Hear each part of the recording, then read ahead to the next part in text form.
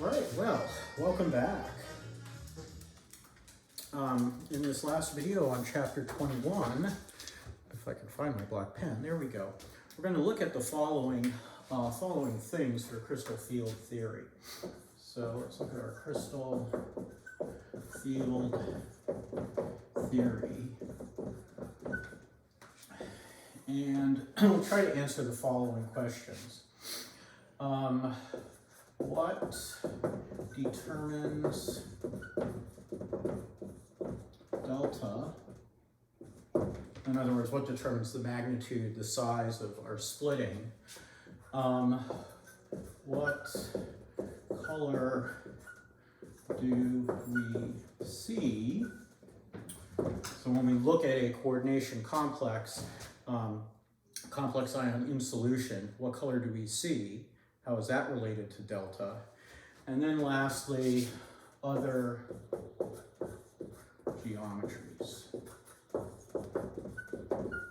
Remember I said a good extra credit question might be to draw the splitting diagram for a trigonal prismatic geometry. Well, we'll take a look at some other geometries that are actually in the text, and we'll take a look at those. So first things first, what determines delta? Well, delta is determined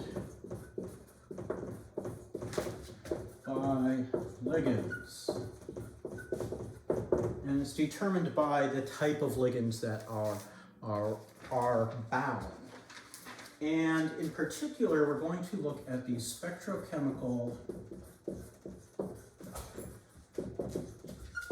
series. Now, for the spectrochemical series, normally I give you the spectrochemical series on exams and quizzes. I think I'll still do that just as a little helpful thing, so you don't have to go looking it up too much, but because things are going to be take-home now, you know, you'll obviously be able to use your text. And so on one hand, we've got strong field ligands, and maybe I'll write this in a different color here, just to distinguish here. So, strong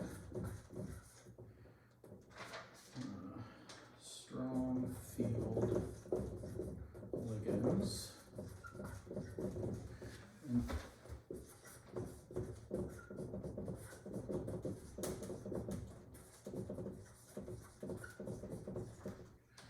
Down at the other end, we're going to have our weak field ligands.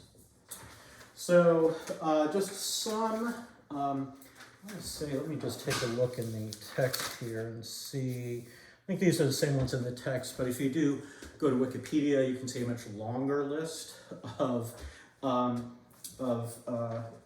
in a spectrochemical series. So, you know, it would like be going way over here out of the camera frame. But anyway, Cn minus is stronger field than NO2 minus, which is stronger field than En, which is stronger field than NH3, which is stronger field than H2O, which is stronger than OH minus, which is stronger than F minus, stronger than Cl minus, stronger than Br minus, stronger than I minus. Phew. So obviously, if there are a lot of ligands here, I don't expect you to memorize this spectrochemical series, but I want you to understand that this is what determines the magnitude of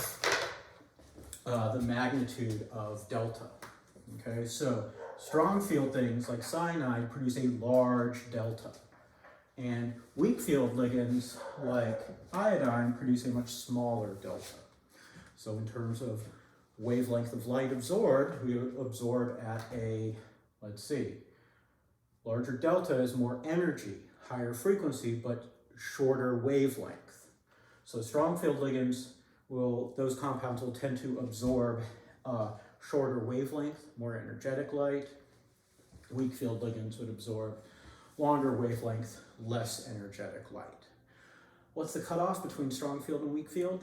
Yeah, I don't know. You could have two ligands that You know, maybe for one particular metal ion, the ammonia is strong field, but water is weak field. It could be.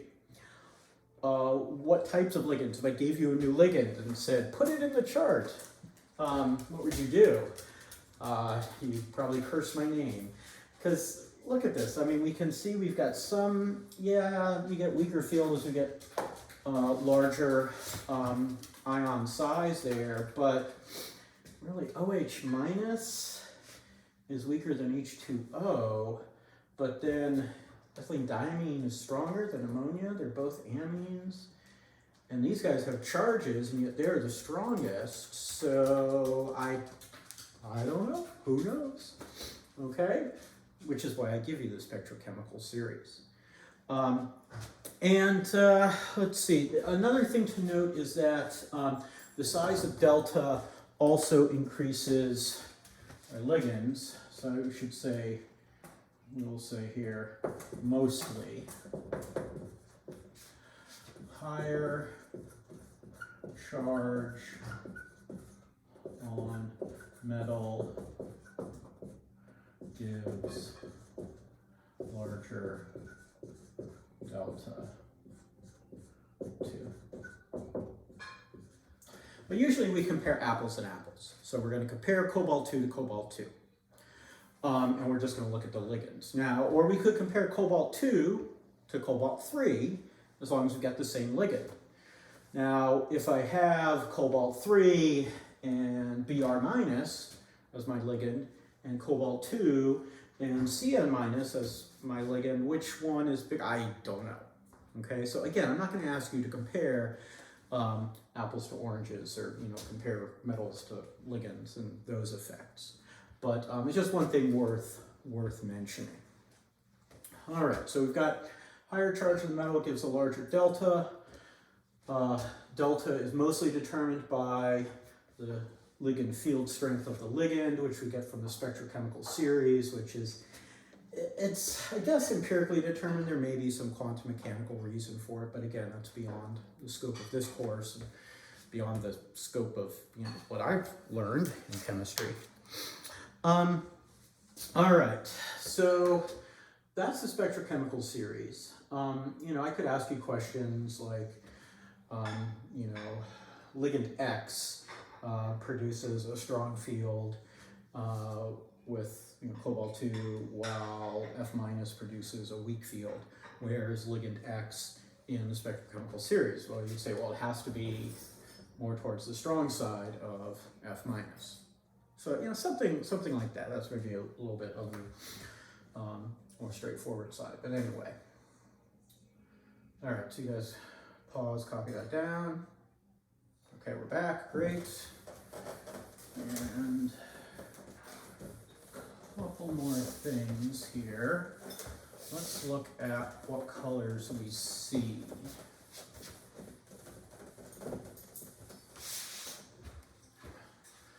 All right, so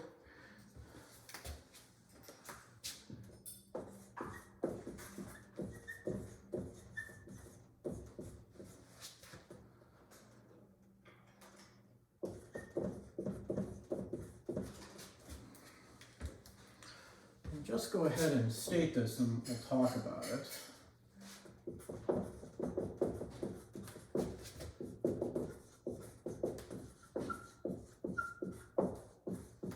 If any of you has taken an art class, you may be familiar with this. The color that we see, it does not equal the wavelength of the light absorbed. If we're painting something, the color we see is dependent on the wavelengths of light reflected. If we're looking at a complex ion in solution, its wavelength of light, wavelengths of light transmitted. So it's, we've got the light going through a sample, some of it gets absorbed, others go through the sample. What does it look like? Well, let's take a look. Now, normally at this point in time, I would ask if anyone has taken an art class. So I can ask again, has anyone taken an art class? well, I actually haven't taken a college art class, but I do like to paint with oil paints. And what we can do is make something called a color wheel.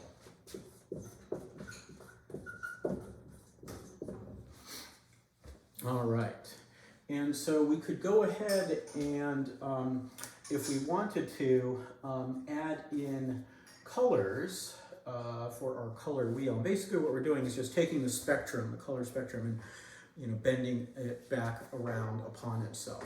So we have our V or violet. So we've got violet, blue, green, yellow, orange, and red, and that loops back around. So this is the color wheel. This is for visible.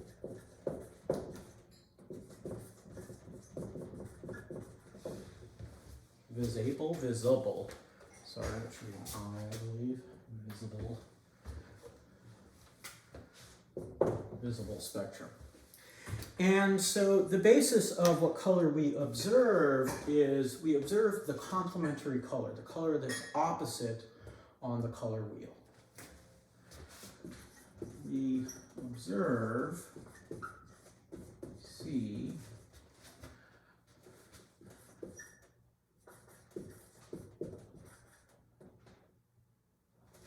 not complementary, complementary.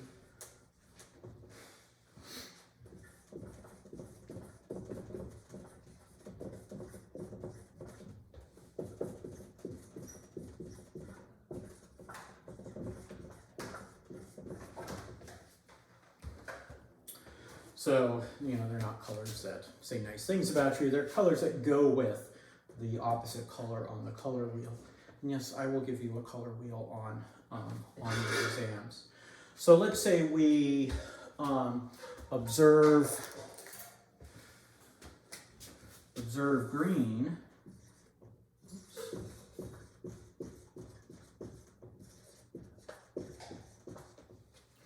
Well, that means that we absorbed in the red.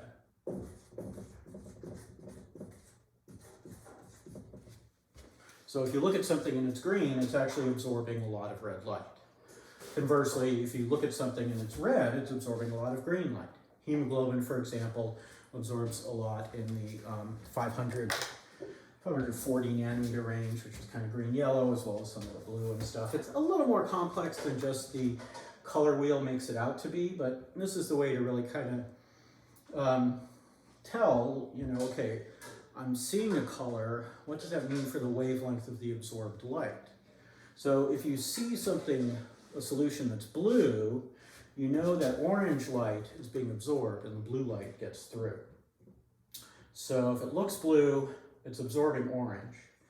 And then if something looks violet, it's absorbing yellow. So whatever looks violet, that one has to be the stronger field than the orange, because the yellow is higher in energy than the orange light. So that's the color wheel and how we would apply that.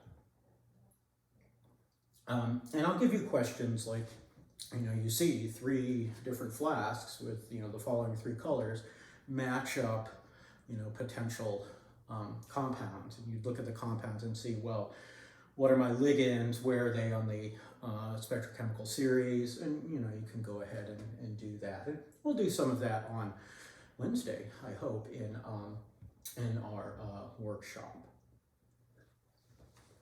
All right. One last pause here. All right, now I'll erase.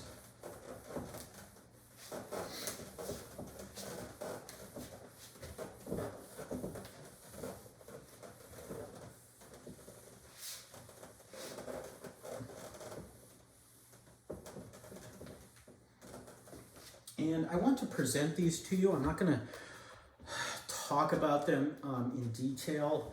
They are mentioned in the text, and there are figures 21.26, 27, and 28 but we'll look at crystal field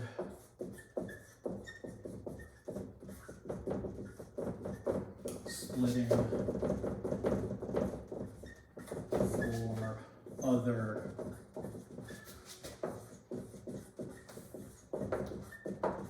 geometries. So figure 21.26, 21.28. 21.26 actually is for tetrahedral, and it's got a nice a little breakdown of how the tetrahedral structure matches up with trying to bring things into octahedral. And then figure 21.28 shows square planar and linear. So the interesting things are here, so this is my energy, tetrahedral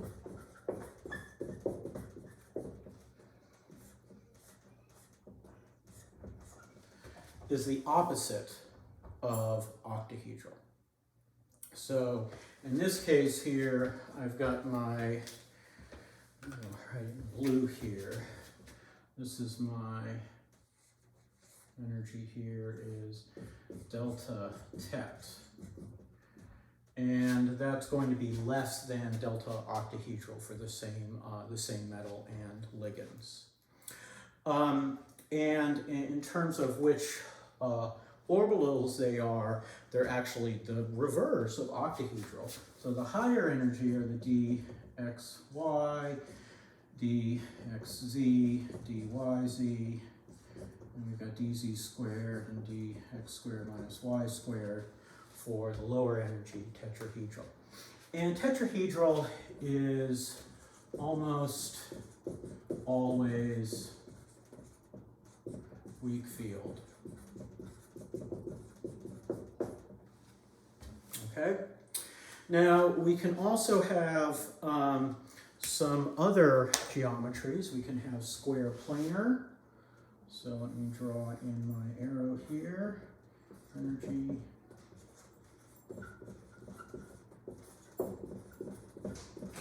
Square planar has a rather interesting breakdown. At the lowest energy level, we've got two degenerate orbitals, the dxz and dyz. If you think about it, that makes sense because, sorry about that, because in my square planar, there's nothing along the z-axis. Z-axis is our vertical axis by convention. And then dz squared is a little bit higher. Why is dz a little bit higher? Well, it has that ring. Remember the ring around the middle? So that's in the xy plane. Then we have dxy, which is in the xy plane but not along the axes. And then our highest here is dx squared minus y squared. And, you know, I don't know what, you know, how large these splittings are, whether this is actually relative, but usually this delta here, this is usually strong field. So, I don't know, we can call that delta SP, and we'll say usually strong field here. But just here, filling up this part would still be weak field. So I go 1, 2, 3, 4, 5, 6, 7, 8, 9, 10. Here in tetrahedral, since it's weak field, I'd go 1, 2, 3, 4, 5, 6, 7, 8, 9, 10, etc. And then lastly, we have linear.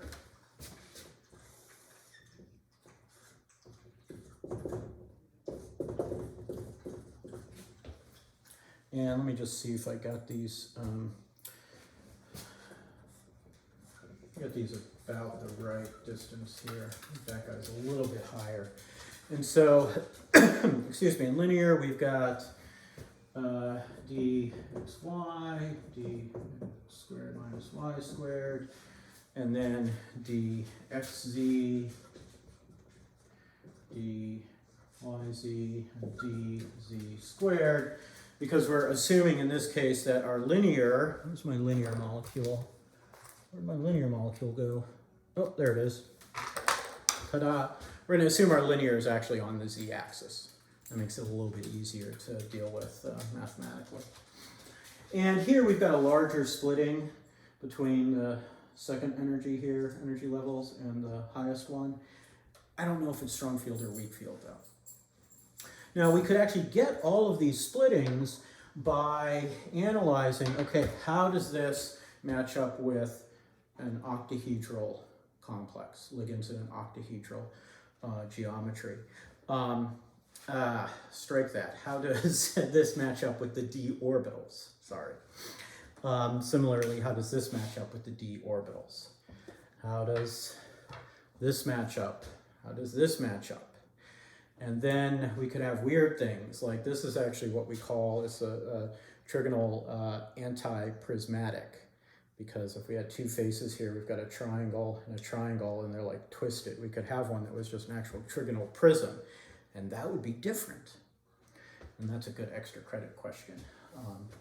If any of you know Ms. Schumacher, Maggie Schumacher, she likes to do things like that when she taught 1B before she retired. But anyway, so these are additional cases, and sometimes, you know, like let's say you're trying to figure out, gosh, I know I have a 4-coordinate system. Is it tetrahedral or is it square planar? Well, you know the splitting is going to be different. So look at what color you see. If you're absorbing at a short wavelength and seeing something, so you know if you're absorbing in the purple and you see something yellow, then could be this right here. If you have the right number of electrons, then you could get something paramagnetic here and diamagnetic here. At the very least, you would probably be able to figure out how many unpaired electrons you had, and you could actually distinguish. So we can use crystal field theory to explain some of the properties, color and magnetic properties of complex ions. We can also use it to perhaps differentiate between two samples, and it's not too tricky to understand, especially when compared to ligand field theory. So that wraps it up for chapter 21, and I'll be talking with you guys during the workshops, office hours, you know, ask questions, etc. And I'll be getting quizzes and get the take-home exam to you actually next week, I believe. I think, yes, next week. Anyway, until then, I'll talk with you later.